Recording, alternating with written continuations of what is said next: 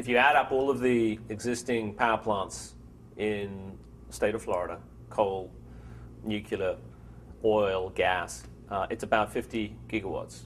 If you add up all of the solar resources and biomass and biogas and other renewable resources available, you get to a number which is probably close to 200 gigawatts. In other words, we have 3 to 4 times the renewable resources out there that are currently untapped that we could use to apply to meet the energy demands, electricity demands in the state of Florida. So for those who say and try to be skeptical about whether or not renewables can meet the demands of the state, the answer is the proof is there.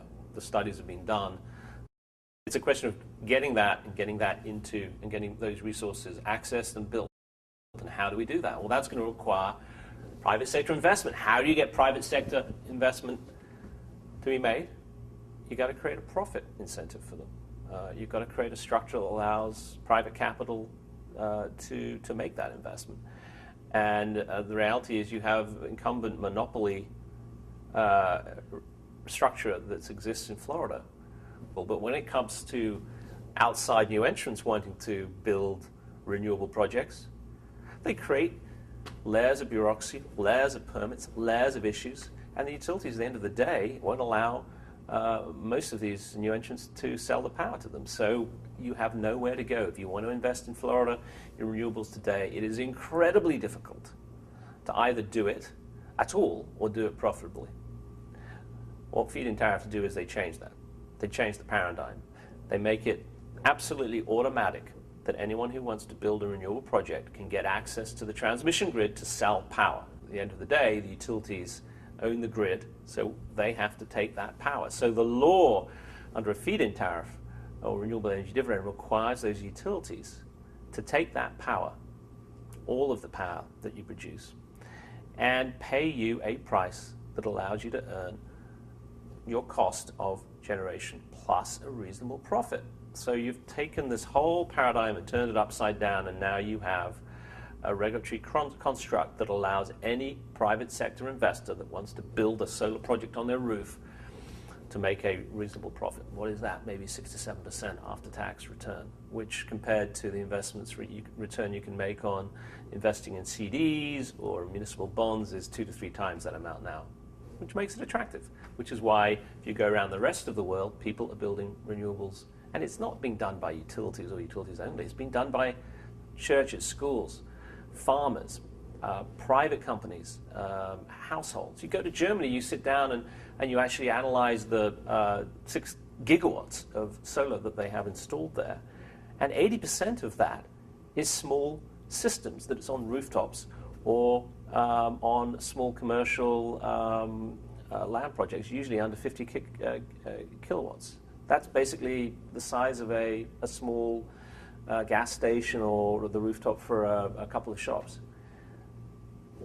Why have you got a system over there that encourages private sector initiative to basically fund all of those projects, whereas you come to Florida and the only solar projects we have really being done are being done by the utilities? And the answer comes back to an uneven playing field. The utilities are allowed to build these things, and we as private citizens have huge regulatory obstacles that prevent us from doing it.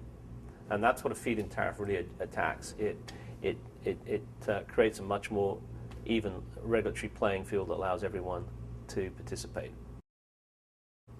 The goal is not to be providing incentives of subsidies in perpetuity. The goal is to encourage early adopters to jump in and making their own investments in this. And over time, ensure that we can drive down the cost of renewables to a point that it no longer needs any incentive or subsidy structure. As mass adoption of these renewable technologies is taking place, and particularly in Europe and other parts of the world, economies of scale are kicking in, and the price or the cost to produce these renewables is falling.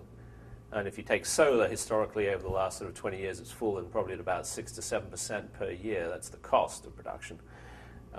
Now, in the last 2 to 3 years, there's been a massive amount of investment by manufacturing companies around the world, and that new supply is hitting the market right now. And in 2009, the cost of solar production is falling probably by 25 to 30%.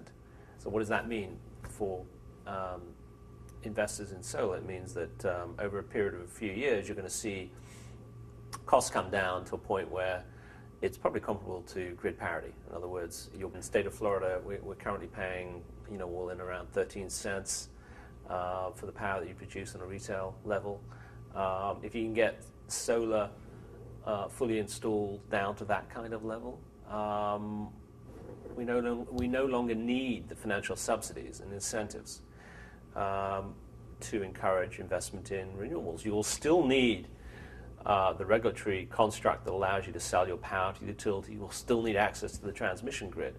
But in a few years' time, it's easy to predict that we'll probably be at a point where it doesn't make much sense to be building expensive fossil baseload power generation because you can get distributed generation, particularly solar and others, at cheaper price points than the fossil fuels.